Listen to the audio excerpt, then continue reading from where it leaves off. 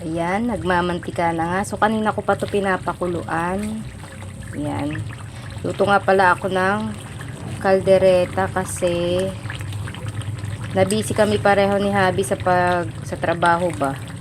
Eh, minsan wala kaming food. Buti na lang may mga delata kami. Kaya naisip ko na magluto nito tapos ire-ref na lang yung iba. Tapos sasabayan na lang namin ng gulay.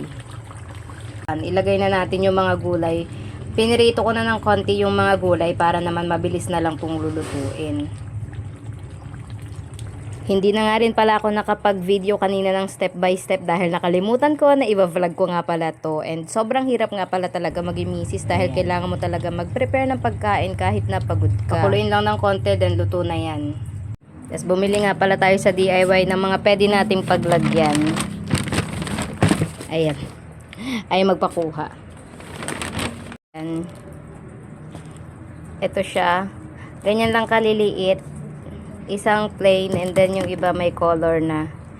So sabi ko para isang serving na lang kukunin sa freezer kapag kalulutuin at iinit uli siya. Tsaka makakatipid din tayo sa space niyan sa freezer. So ayan, luto na ang ating kaldereta. So palamigin lang natin ng onte para mailagay na natin doon sa baunan natin. So ayan. Maglagay na tayo sa mga baunan.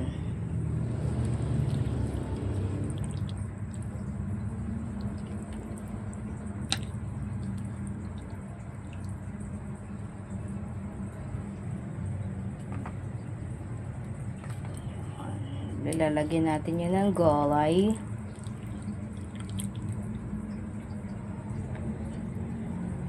Dagdagan pa natin ng laman. Laman. Ito. Yan.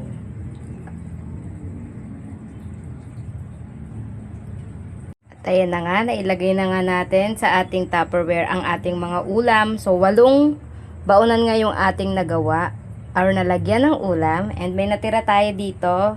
Ayan. Ulam na lang natin to ngayong dinner. So, malaking bagay to na meron tayong makukuha agad na pagkain kung sakali mang abutin ng busy. At least meron tayong nakaprepare na pagkain. Kasi kahit na busy tayo, importante ay kumakain ng maayos. So, ayun lamang. Salamat sa panonood. Kamsahamnida. Waka waka ee. Bye-bye! Diba? Meron na tayong instant lagyan na ng ulam.